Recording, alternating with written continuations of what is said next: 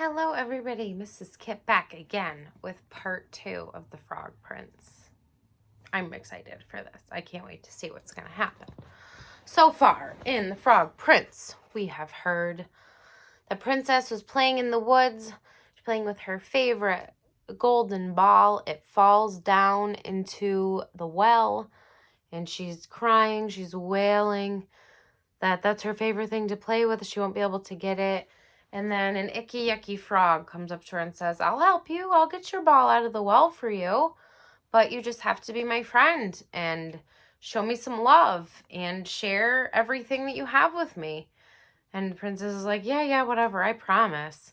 Just get my ball for me. And he's like, okay, great. So the princess didn't plan on keeping her promise to this frog. She planned on him getting in the well, getting her ball, getting it back for her, retrieving it for her, and then she's going to bounce. She's not going to be his friend.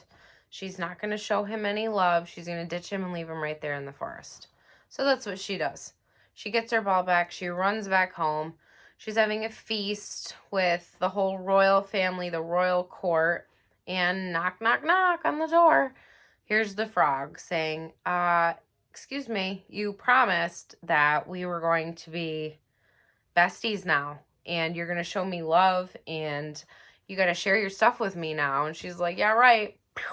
Slams the door. She goes back in to tell her dad, the king, guess what? I promised this frog that I would be his friend and I would show him love and I would share my stuff with him if he got my ball out of the well for me. And he got my ball and I bounced because I'm not being friends with him. Ew. And the king was like, no. You made a promise to the frog and you keep your promises. That's not how we roll in this kingdom. Go let the frog in. So that was the end. She had to go let the frog in. He's so excited to come in. And now we're going to find out what happens next. So, our objectives today. We are going to demonstrate familiarity with the fairy tale, The Frog Prince. Identify the fairy tale elements of The Frog Prince. Identify fairy tales as a type of fiction. And we will identify common characteristics of fairy tales such as once upon a time beginnings, royal characters, elements of fantasy, problems and solutions, and happy endings. All right. Frog Prince, part 2. Can't wait.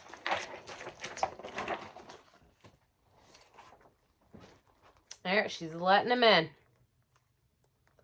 Unwillingly, the princess allowed the frog into the magnificent palace. He bounced up and down, as frogs will when they are very happy, but she only glared at him dreadfully. So she thought to herself, why should I have to keep my promise to this old croaker just because he fetched my ball from the well? Her father insisted, however, that she should be his friend just as she said she would. The frog hopped after her into the great dining hall, boing, boing, and immediately jumped onto the table. Oh, he looks so happy. She does not, though. Not at all. So, princess, he said, we shall be the best of friends now. With a contented croak, with a happy, satisfied croak, he began to eat from her shining gold plate and sparkling silver bowl. Frogs do not eat very neatly, I'm afraid, and the princess, noticing how he smeared the food all over his face, turned away in disgust. She refused to look at the frog or speak to him, but she felt sick just thinking of an ugly creature eating with her. How would you feel about a frog eating with you out of your dishes? I might have got him his own dishes. What a lovely golden plate, the frog remarked. It reminds me of your ball. You have such beautiful possessions or belongings, princess. It must be nice to be a princess and have everything you want. If I had everything I wanted, the princess said, you would not be eating with me. Rude. The frog ignored her rudeness. May I have a drink from your cup? He asked politely. The princess was about to refuse, but her father caught her eye and so she nodded. The frog drank thirstily. Perhaps it was because of the long hop from the well to the palace doors. Would you like to drink now, princess? He asked, nudging the cup back in her direction. You must be joking, she snapped. Princesses do not drink after yucky frogs. The frog sighed and continued eating. But soon he began to look sleepy. I'm tired, princess, he said. Will you take me up to bed? I could never have such a slimy frog in my bed, the princess burst out. Her father was about to scold her, but the frog beat him to it. Oh, careful, careful, Princess Fair. Promises are more than air. What could the princess do? She had promised, so she ran up the stairs to her bedroom, and all the way up she could hear the frog hopping behind her, boing, boing, and leaving little muddy footprints, splish, splash, on the castle floor.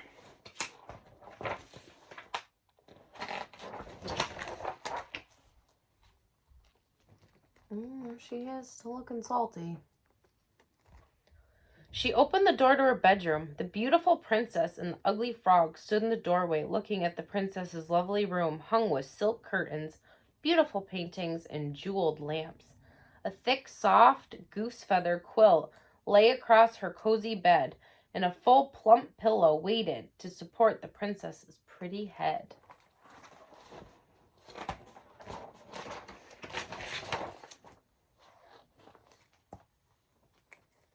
The princess left the frog at the door and climbed into her beautiful bed. She wished the frog would go away, but he sat on the floor looking up at her.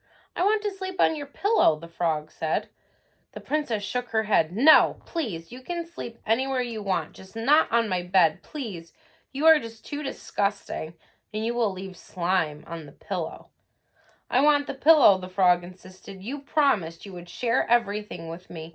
The princess pleaded and cried, but nothing could change the frog's mind. You promised, he said, and promises are more than air. Finally, she had to give in. Frustrated, she climbed down and tossed the frog roughly onto the pillow and then climbed back into bed herself. She's not taking this very well. She tried to keep as far away from her new friend as possible. I wish you'd just go away, she hissed into the darkness. The frog was silent for a long minute, and then he whispered, Princess, there's one more thing. The princess groaned. Could I have a good night kiss? I've been a very lonely frog, and you did promise you would love me. The princess was so exhausted that she did not even bother to argue. In the dark, she rolled over and planted one kiss on top of the frog's cold, wet head. Now, please go to sleep, she begged. Good night, croaked the frog. The next morning, the princess woke to find the frog still snoring on the pillow. The princess watched him sleeping for some time. She began to feel impatient for him to wake up, for she found that, gross as he was, she preferred arguing with the frog than playing by herself. It was so quiet without him croaking away. Finally, she poked him hard with a finger. Get up, you lazy toad, she said. The frog did not stir. So with the palm of her hand, she gave him a rough shove that sent him sliding off the pillow onto the cold stone floor of her bedroom. The moment his little webbed feet touched the ground, however, the warty frog disappeared, and in his place sat a little prince, rubbing his eyes sleepily and smiling up at the princess.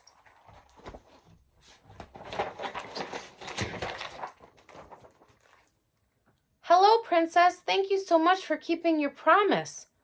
Who are you? She asked, very much surprised. Why, I'm the frog, he responded. A wicked witch living in the forest turned me into an ugly frog, and only you could save me. I knew that your heart was just as golden as your plate and your ball, and I was right. Now I'm free of her spell. He looked at her. Thank you, princess. Now I will leave you alone and go back to my home on the other side of the forest. Wait, said the princess. I thought we were supposed to be friends forever and ever, and promises are more than air, you know. The prince laughed. So they are. Shall we go play with your ball? Remember, that golden ball is her favorite thing in the world. And together they ran down the stairs and out into the bright golden sunshine. They were friends forever afterward, and when they were quite grown up, they were married with great celebration and joy. They invited the entire kingdom to their wedding, not to mention a number of frogs that the prince had met during his time of long enchantment. Remember, we already learned that to be enchanted it means to be under a witch's spell. They lived happily ever after, of course, and the princess was always glad that she had kept her promise. The end. All right, let's go over some questions. If you watch this with somebody, then you could discuss your answers with them. If not, then you can discuss them with me. All right, number 1. When the princess is being mean to the frog by glaring at him and saying awful things, the frog says, "Oh, careful, careful, Princess Fair. Promises are more than air." What does the frog mean by that?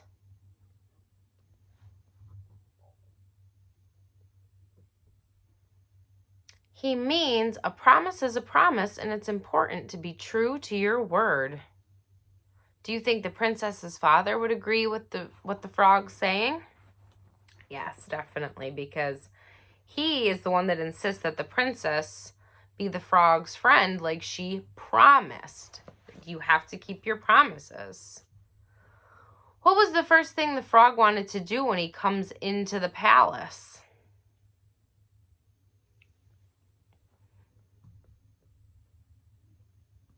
He wanted to eat at the table, right? Sit with the princess and share all of her stuff.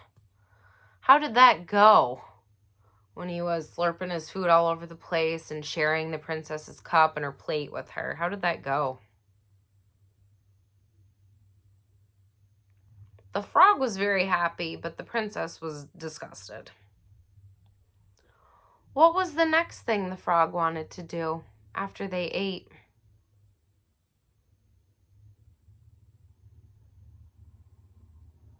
He wanted to sleep in the princess's bed, right? Remember, he really wanted that pillow.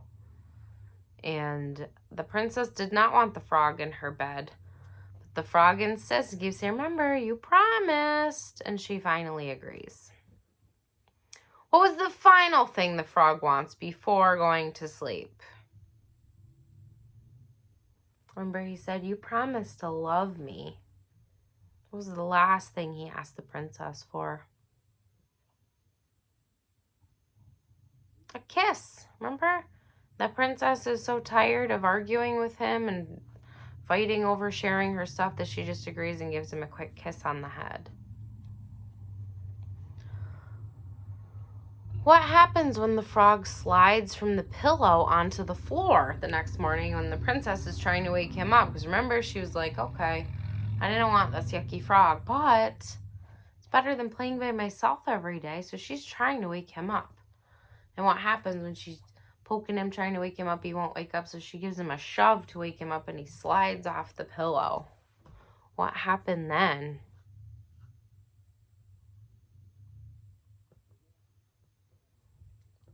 He turns into a prince. The frog disappeared, and he turned into a prince. He was no longer under the witch's spell or enchantment. Does this fairy tale have a happily ever after ending?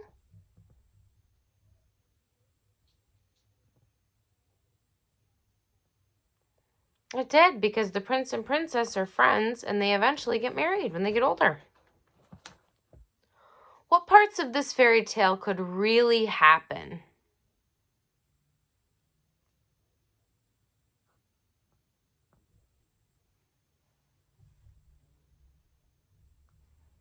A ball could fall into a well. That could really happen. The king and princess could live in a palace with a bunch of nice things. That could really happen. What parts are fantasy or make-believe could not really happen?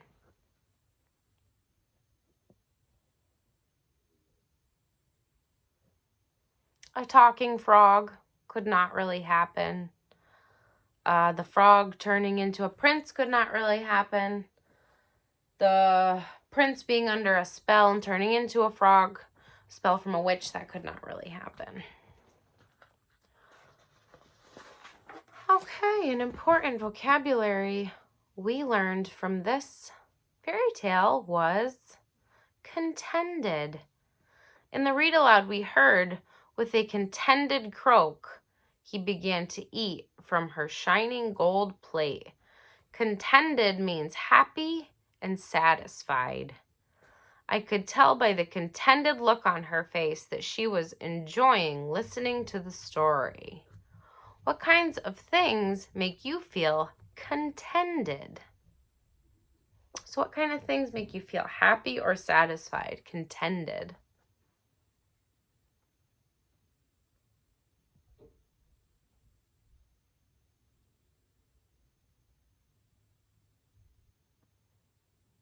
When I vacuum the floor and it leaves those perfect lines, that makes me feel very contented, for sure.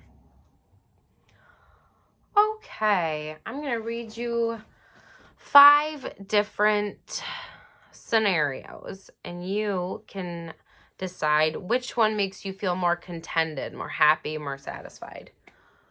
Reading a book by yourself or listening to someone else read to you?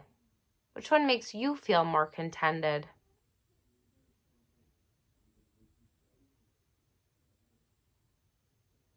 I feel more contented when I read a book to myself personally, but you might feel more contented when somebody reads a book to you. That's just your preference.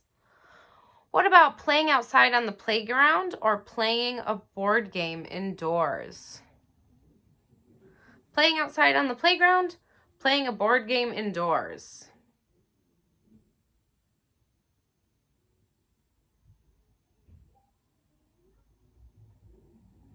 I'd rather play outside on the playground. That would make me feel more contented than playing a board game indoors. Unless it's winter, I would much rather I'd be more contented playing a board game indoors if it's cold and snowing outside. Next one, a sunny day or a rainy day? Which one makes you feel more contented, more happy and satisfied? A sunny day definitely makes me feel more contented. What about drawing a picture or writing a story? Which one makes you feel more contented?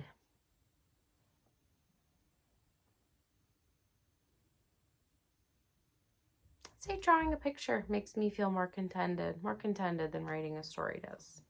Last one. Listening to loud music, listening to soft music. Loud music, soft music. Which one makes you feel more contented?